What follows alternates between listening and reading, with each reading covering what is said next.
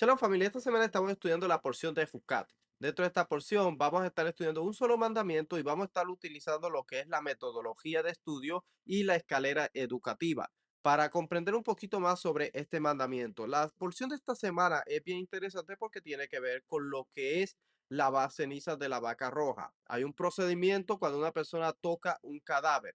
Entonces, vamos a ir aquí a entrar a lo que son las notitas y el versículo 19, versículo 14 del capítulo 19, que nos dice, esta es la ley, este es el mandamiento, dice, esta es la ley para cuando un hombre muera en una tienda, todo el que entre en la tienda y todo el que esté en la tienda quedará inmundo por 7 días. Entonces, no está diciendo que una persona que entraba en la tienda o una persona que estaba dentro de la tienda quedaba impura por un periodo de 7 días. Recuerde que había un proceso que la persona tenía que hacer durante esos 7 días para quedar, para volver a estar en un estado de pureza. Entonces, si vamos aquí a las notas que tengo aquí, dice las distintas formas que pensaban en el antiguo Medio Oriente. Vamos a considerar qué pensaban ellos de lo que era un cadáver, cómo ellos actuaban ante la muerte de una persona y qué tipo de medidas tomaban ellos para si ellos consideraban este cadáver algo que los impurificaba a ellos o que hacían. De hecho, nosotros vamos a encontrar que en el antiguo Medio Oriente, en algunos lugares, inclusive enterraban los cadáveres debajo de sus casas y le ofrecían, hacían sacrificios y libaciones para ellos. Entonces, vamos a ver lo que pensaban ellos en el antiguo Medio Oriente. Por ejemplo, en Mesopotamia, lo que era Sumeria, Babilonia y Asiria, el contacto con los muertos también se consideraba peligroso o contaminante, pero por razones espirituales o mágicas más que rituales. O sea, que ellos pensaban que los muertos podían traer cierto tipo de magia sobre ellos. Por ejemplo, los muertos eran temidos como espíritus inquietos.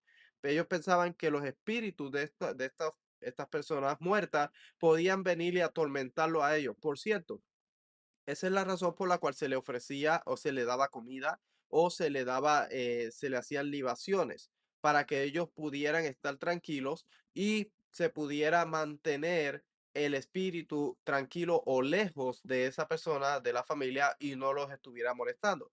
Por cierto, hay un versículo en el libro de Génesis que dice cuando le dice a Abraham que deje su parentela y sus ancestros, está hablando de esto, de los ancestros eran las personas que ellos tenían que cuidar, que eran aquellos muertos, aquellas personas que habían muerto ya, y los hijos y la descendencia se encargaban de cuidar de sus ancestros.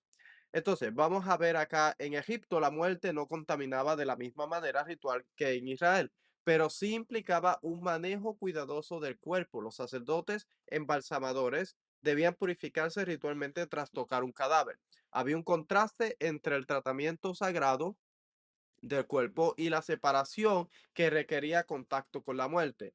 En Ugarit y Canaán también vamos a ver que tenían una forma de pensar de los muertos. Por ejemplo, en los textos ugaríticos hay una noción de separación de los vivos y los muertos. La práctica común de enterrar a los muertos en las casas o debajo de los umbrales indica ausencia de concepto de contaminación espacial como en Israel. Sin embargo, se practicaban rituales para aplacar a los muertos o aplacar la ira de los muertos que no vinieran a atormentarlos. En la Biblia, los cananeos eran acusados de tener prácticas como consultar a los muertos, Deuteronomio 18 y 10 al 12, consideradas como abominaciones. Entonces, estamos viendo las distintas creencias en el antiguo Medio Oriente de lo que era una persona que había muerto, cómo ellos reaccionaban ante este tipo de suceso. Si ellos pensaban que los muertos los espíritus podían atormentarlos o causarle problemas a ellos, o si ellos pensaban que podía impurificarlo y cómo debían ser enterrados. Vemos que algunas personas, inclusive algunas culturas, enterraban estos muertos o estos cadáveres dentro de sus propias propiedades, de sus casas. Entonces, casos que requieren purificación, por ejemplo, cualquier persona que toque un cadáver contrae impureza que dura 7 días, algo que debemos considerar nosotros cuando estamos estudiando, especialmente lo que tiene que ver con la impureza, tanto de ritual como de muertos, tiene que ver con lo que es el espacio sagrado. Bien importante, debemos siempre relacionarlo con lo que es el espacio sagrado porque Dios no puede morar en un lugar donde hay muerte. Recuerde que el templo representa la vida. El templo es lo que es la esfera de la vida. Cuando nosotros utilizamos la metodología, estamos viendo que el templo tiene que ver con lo que es la vida, orden, Edén y santidad. Recuerde que en Edén no había muerte. Entonces, cuando Adán come de la fruta que le ha sido prohibida, es expulsado porque ahora quiere la condición de muerte, y dentro de lo que es el espacio sagrado, el templo de Dios, debe reinar lo que es la vida, el orden, la santidad. Entonces, por eso es expulsado cuando él adquiere lo que es podríamos decir, la condición de muerte, que se va pasando a toda la humanidad. Entonces, por eso es que es bien importante que consideremos el templo como un espacio sagrado, inclusive la tierra de Israel como la muerte, como una contaminación, porque tenía que ser separado una persona que entraba al templo. Entonces, seguimos acá. Dice, eh, debe ser rociado al tercer día y al séptimo día con agua mezclada con la ceniza de la vaca roja. Si no cumple con esta regulación, será excluido del pueblo para no contaminar la morada de Dios. Esta es la clave, para no contaminar lo que es la morada de Dios. Por eso es que habían reglas y leyes que tienen que ver con una persona que ha tocado un cadáver. Por la proximidad a un cadáver, por lo tanto, todos los que se encuentran en una tienda cuando una persona muere se vuelven impuros. Por caminar sobre una tumba, de ahí la necesidad de encalar las tumbas como advertencia a los traucentes para que se mantengan alejados. Por ejemplo, Mateo 23-27, que habla con los fariseos, está comparando su condición o la forma de comportamiento de ellos con lo que son los sepulcros. Y Lucas 11:44 también.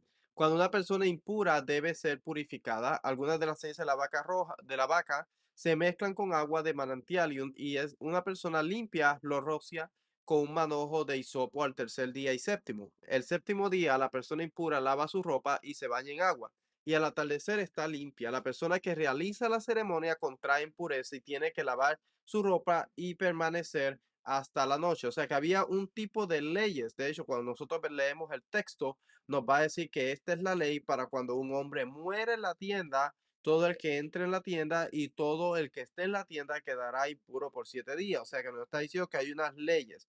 Cuando nosotros vamos especialmente a lo que es la Mishnah, nos va a aclarecer un montón de puntos sobre lo que es las distintas leyes relacionadas con esto, especialmente el Seder Tahorot, que nos habla del orden de las purezas. El mandamiento que estamos viendo ahorita es el 398, es aplicable para el Beit HaMikdash. La esencia del mandamiento es cumplir con las leyes relativas a la impureza ritual de los muertos. Uno puede contaminarse con un cadáver, con un órgano desmembrado, una extremidad de un cadáver, de una o tres maneras. Por ejemplo, ya sea tocándolo, llevándolo incluso sin tocarlo, estando bajo el mismo techo que él, sin importar si está cerca de él o no. Un cadáver tiene el nivel más alto de contaminación. O sea que el cadáver en sí tiene un tipo de contaminación. La persona que está o que ha tenido contacto tiene un otro tipo de contaminación, y así sucesivamente. Entonces hay distintos tipos de contaminación, por ejemplo, y esto nos habla lo que es la Mishnah. Nos habla de los cadáveres humanos, nos habla de lo que son los animales muertos, flujos corporales, comida y utensilios, personas, incluidos sacerdotes. Y el tratado de Tajorot, especialmente en Ajolot, nos habla de las tiendas, regula la impureza que proviene de un cadáver humano, especialmente cómo se transfiere dentro de una tienda o recinto cerrado. Por ejemplo, detalla el proceso del ritual de purificación con la vaca roja, número 19, incluyendo cómo preparar el agua lustral y quién puede hacerlo. Contiene muchas leyes detalladas sobre quién puede aplicar el agua, cómo se mantiene pura y cuándo es efectiva. O sea que hay muchas leyes respecto a esto. Por ejemplo, vamos a hablar un poquito de lo que son los niveles de impureza. Los niveles de impureza están estos tipos de nombres que se le da a cada uno de ellos, de estos niveles de impureza. Recuerde que hoy día hay muchas cosas que no se pueden hacer porque no tenemos, obviamente no tenemos la ceniza de la vaca roja, no tenemos el templo y no vivimos en lo que es la tierra de Israel. Pero si volviera a estar el templo, tuviéramos la ceniza de la vaca roja y viviéramos en Israel, todo esto se tendría que cumplir basado en las leyes que han sido establecidas. Por eso es que debemos estudiarlas para saber cuándo se construyó el templo. Por ejemplo, el nivel de impureza está lo que es el padre de los padres de la impureza. La definición es el nivel más alto de impureza ritual. Solo el cadáver humano completo tiene ese estatus. O sea, que un cadáver tiene el estatus de impureza de padre de los padres de la impureza. Es el nivel más alto de impureza. Lo tiene un cuerpo humano. Puede transmitir impureza a personas, objetos, ropa, comida, incluso sin contacto directo, directo. Por estar bajo el mismo techo o la misma tienda es que la persona obtiene la impureza. O sea, que esta impureza, lo que es la mayor impureza que tiene que ver el padre de las padres de impureza, se puede contagiar a otra persona, no simplemente al tocarlo, sino que puede ser transmitida a personas por objetos, ropa que la persona ha tocado, comida, incluso sin contacto directo, o sea, por la persona estar bajo el mismo lugar donde el cadáver se encuentra en ese momento. Y esas leyes las encontramos en lo que es Números 19:14, que es el mandamiento que estamos estudiando, y la Mishnah Aholot 1:1. Tenemos también lo que es el padre de la impureza, el Av Hatumá. Es un nivel inferior, pero aún severo. Se convierte en Av. Quien toca un cadáver, o sea, una persona que toca un cadáver obtiene la impureza de padre de la impureza. Los huesos humanos de cierto tamaño, sangre de un muerto en cantidad suficiente y también una persona o cosa que se volvió impuro por contacto con un avi, avot, hatumá. O sea, una persona que tuvo contacto con un cadáver. Se convierte en av hatumá, o sea, se convierte en padre de la impureza. También tenemos el Rishon Letumá, primer grado de impureza, que es una persona objeto que entró en contacto con un Av Hatumá, o sea, una persona que tuvo contacto con una persona que es un padre de la impureza. Por ejemplo, una persona que tocó a otra persona que tocó un cadáver, obtiene lo que es la impureza de Rishon Letumá, que es primer grado de impureza. Y puede transmitir impureza solo a alimentos y líquidos, no a personas o objetos. Tenemos luego el grado de Sheniletuma, que es un segundo grado de impureza. Los alimentos o líquidos que tocó un Rishon Letumá, o sea, una persona que tocó lo que es un alimento o un líquido, eh, entonces transmite a través del líquido o el alimento, transmite esa impureza. Puede hacer tercer grado de impureza solo en alimentos consagrados o cosas santas. O sea que solamente puede hacer grado de impureza solo en alimentos consagrados o cosas santas. Son los terumá o los korbanot. Y tenemos el tercer y cuarto grado que solo se aplica en contextos del templo, terumá y korbanot. El contacto con una sustancia impura puede degradar la impureza de un objeto sagrado en niveles sucesivos hasta volverlo inapto.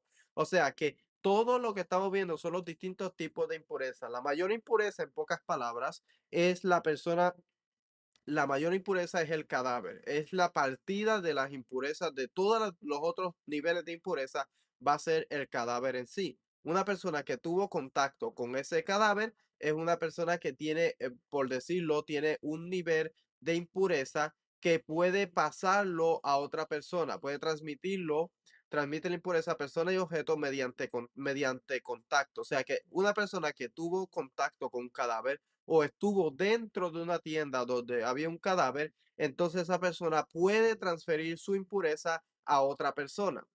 Después tenemos el primer grado de impureza, que solamente se transmite a alimentos y líquidos. Después tenemos el segundo grado de impureza, que se transmite solamente es el que se adquiere por lo que es alimento y líquido. Y solamente puede hacer un tercer grado de impureza en relación a lo que son los terumá y los korbanot, las ofrendas que se daban. O sea, una persona que está en un estado de Rishon Letumá o primer grado, perdón, en segundo grado de impureza y esa persona tiene contacto con alguna de las comidas santas sin darse cuenta, esa comida se hace inapta.